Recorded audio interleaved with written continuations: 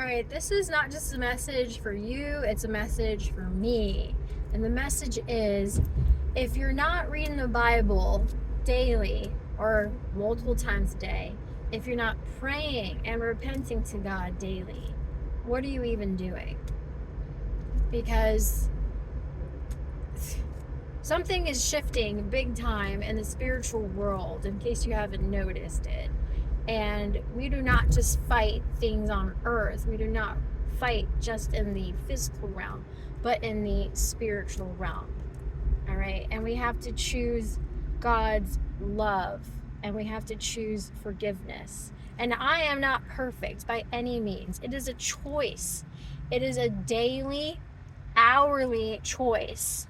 And God puts things in my heart. I have felt Him more often lately than I have my entire life, or I've just become more perceptive of it.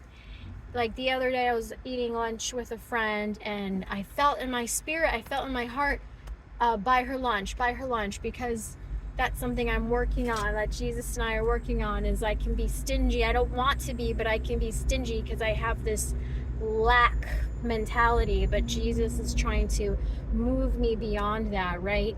And then I felt bad, so I Venmo'd her some money, but I should have done it in the act. I should have done it at that moment. I should have said, yes, God, my obedience is my priority, my obedience to you, right? And then I'm reading through the book of Esther. I've been looking at it a couple times, and such a great story. But one of the key things that we see in the book of Esther is her obedience. And from the very beginning, there was the Queen Vashti, who got banished from the king's presence because he was not obedient to her. He called her to his banquet, and she was like, no. And then he was like, bye. And then that gave Queen Esther an opportunity to become queen. So her obedience, also she was obedient to her cousin Mordecai, who said, keep silent about your nationality. Don't let them know you're Jewish. So she kept silent for a long time. When he told her, go up to the king, and she's like, well, I might die. And he was like, well, you got to do this. Perhaps you were made queen for a time as such as this.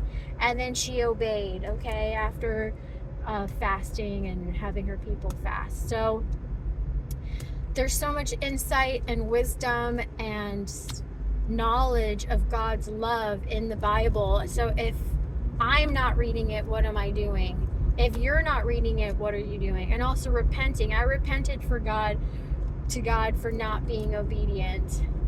But yeah, that's just what is in my heart right now. And I'm also driving. Bye.